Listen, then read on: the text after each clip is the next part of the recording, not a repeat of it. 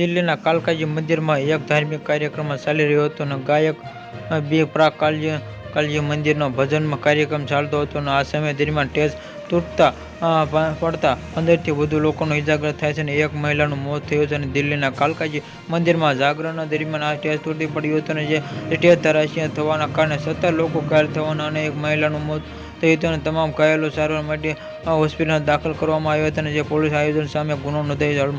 મળતી માહિતી મુજબ સિંગર બી પ્રાકમાં જાગરણમાં આવ્યા હતા અને તેમને સાંભળવા માટે મોટી સંખ્યામાં લોકો એકઠા થયા હતા. દરમિયાન જ્યારે બી પ્રાક સ્ટેજમાં પોતાનો પરફોર્મન્સ અને સ્ટેજ પર તૂટ્યું. પોલીસમાં જણાવ્યું કે 27 જાન્યુઆરીએ મધ્યરાત્રિએ કાલકાજી મંદિરના માતા કોમ્પ્લેક્સમાં માતા જાગરણ દરમિયાન લાકડા અને લોખંડની ફ્રેમથી બનેલું પ્લેટફોર્મ તૂટી પડતા 17 લોકો ઘાયલ હતા. કાયદેસરને આ વ્યવસ્થા જાણવા પૂરતા પ્રમાણમાં જેના કાર્યકરો હતા તે લગભગ 15,000 થી 16,000 લોકો મેળા વળતો હતો અને આ તમામ ઘાયલો IPC કલમ 337 અને 388 ના